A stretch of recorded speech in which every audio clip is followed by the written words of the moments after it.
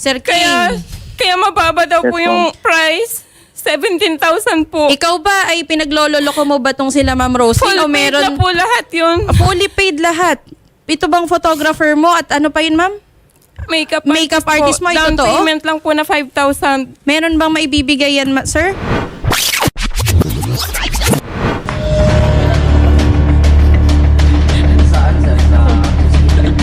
Nalungkot na. Parang tulis ko doon. Yan po si Sir Atem na sinusukatan po. Napakaganda pa naman. At yan po yung sa inyo, ma'am. Yung gown ninyo. So, hindi pa natatahi.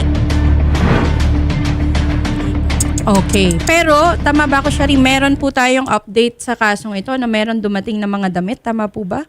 Opo, pinadeliver daw po yung gown dito sa TV5. Kasi nabanggit nyo na pupunta kayo dito. Tama po? Ilan po yung pinadala, ma'am? Yung mga natapos niya daw po, i-deliver daw po. Ah, okay. So, hindi pa po natin alam kung ilan yung nandoon. So, nagbayad kayo ng 80,000, ma'am. Magkano po yung worth nung naibigay niya na sa inyo? Kasi may tatlo lang nauna at saka ito. Mga magkano po kaya yan? 3,600 po. Yung Bali, tatlo po tatlo. kasi yung brides na natapos niya, na nasa amin, nasa Quezon. Ah, so 3,600 pa lang. Naku, malayo-layo pa ito. At April 10 na po ang inyong kasal. Opo. Ano po ang explanation ni Sir King sa inyo? Lagi lang po siya nangangako sa amin, kaya po kami dumulog dito kasi puro lang po siya pangako. Di niya po natutupad Ano po ang pangako niyo sa inyo, ma'am? First week ng February, marireceive ko na daw po yung lahat ng pinagawa namin. Then, na-delay na po ulit. Hindi na po niya natupad yung sinabi niya. Ano pong dinahilan niya? Wala po siyang sinabi? Inaccept lang po namin yon na sabi ko, okay lang yan Sir Arvin kasi naiintindihan namin na hindi ganun kabilis na gawin yung mga gowns. So sabi ko, i-fix mo lang na pagdating ko ng Pilipinas, kasi June 5, 2023, nag-booking na po kami sa kanya para prepare na po lahat ng preparations for wedding. Nakaka-relate ako, ma'am, kasi kakasal din po ako eh. So, naiintindihan ko po yung stress na inyo pong nararanasan at April 10 na po ang Next inyong... week, attorney. Oo, next week na mga kapatid ang kanyang kasal at tatatlong piraso pa lang po ang nadideliver. So siguro i-confirm din po namin mamaya kung ilan na po yung napadeliver din ni Sir King dito po sa TV5. Kausapin natin saglit, ma'am, si Sir King para ma-explain din po niya. Sir King, magandang hapon po.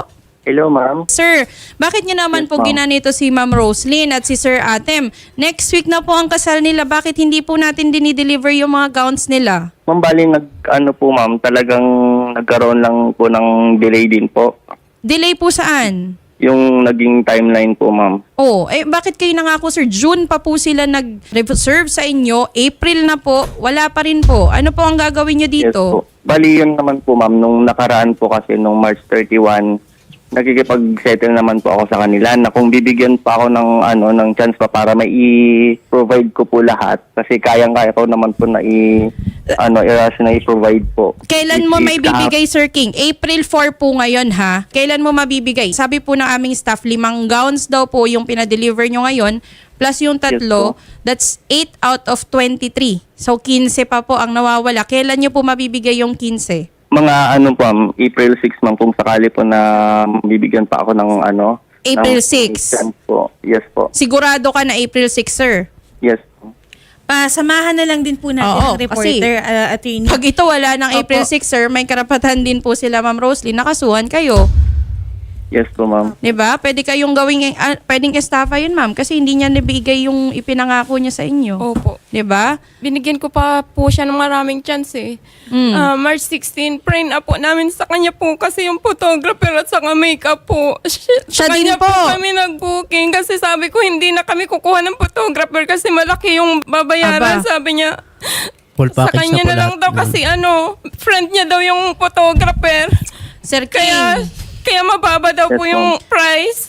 17,000 po. ikaw ba ay pinaglololoko mo ba tong sila, Ma'am Roslyn, Full o paid meron na po lahat yun. fully paid lahat?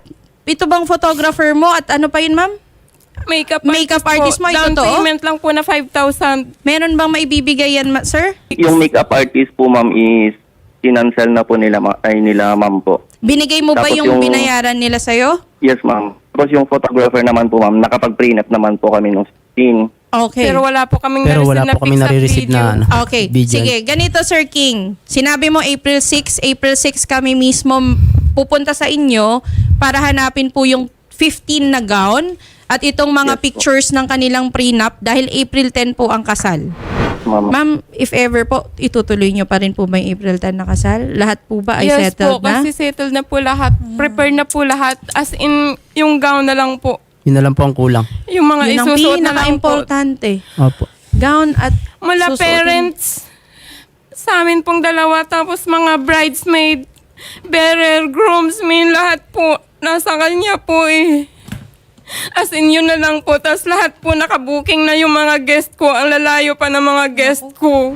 Ganito na lang din po, attorney. Kausap ko naman na din po yung reporter na sasama sa inyo, ma'am. Aasistihan po sila sa Sabado para makapunta po. Kasama po yung reporter ni Senator Raffy doon sa tanggapan po nila King Arvin Kafirma po. Oo. Okay? Ganito na lang, Sir Salamat King ha. Bukod dun sa sasamahan, pag hindi mo binigay ng April 6, we will make sure na sila Ma'am Roslyn mismo makakapagkaso sa'yo. Naiintindihan mo? Yes. Yes po, ma'am. Mula photographer, yung mga pictures nila hanggang dun sa 15 gowns ha. Yes po, ma'am. At sir, para nyo ng awa, sinabi pa ng staff namin, pinagbabayad mo pa ng shipping fee itong magkasintahan. Diyos ko naman. Ikaw na nga itong naka-atraso, ikaw pa magbabayad ng shipping fee. Siguro naman, bayaran mo naman na siguro, sir, yung shipping fee, Yes, ma'am. Bali nakiusap naman na po ako sa rider, ma'am. Oh, kasi tignan mo, hindi nila binibigay dahil wala pang bayad sa shipping fee. So, wag na po nating palakihin palalo yung problema ng ikakasal. Masakit na nga ulo nila dahil sa stress tapos gaganyanin pa po. So, sige Sir King, wag niyo pong ibaba yung telepono at makikipag-usap po yung staff namin para mapuntahan po namin kayo dyan, okay? Yes po, ma'am. Sige po. Ma'am Roslyn at Sir Atem, huwag po kayo mag-alala. Tutulungan po namin kayo na makuha po yung gowns ng by April 6. Yun po ang ipinangako sa atin. Kung wala pa po ng April 6, maaari po natin kasuhan si Sir King Arvin Kafirma. Maraming salamat Kung hindi man mabigay yung gown, siguro gawa natin ng paraan. Baka meron po tayong maging solusyon doon sa ibang gowns or photographer na inyo pong kinakailangan, ha? Sige po. Sige po. Maraming salamat po.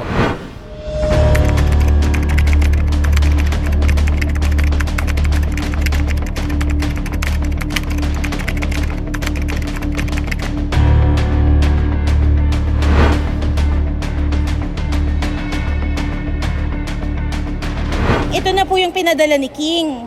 Okay? So, ito po ba ay tama? Base po doon sa ipinagawa nyo talaga sa kanila? Opo, ito. Okay. Bali, ilan tong nakuha natin ngayon? 2 flower girls, Okay. 4 little bride, Okay. 4 maid of honor. Okay. Ito po yung sa akin. Ayan. Okay, ganito ate. Since ngayon yan yung pinadala mo na ni King dito sa TV5, ang gagawin natin, sasamahan namin kayo sa Sabado, which is April 6, para kayo po ay makapag-usap pa ni King. Tapos ito, isukat nyo na. Okay. Isukat nyo na pag uwi nyo ng bahay. Ayos. Pero okay na po ba kayo dyan? Solve na po ba kayo dyan? Opo. Okay, sige, sige. Ha? Yung veil na lang po, 2,500 po yun. Sige po. Sige po. Ma'am, hawakan nyo na po.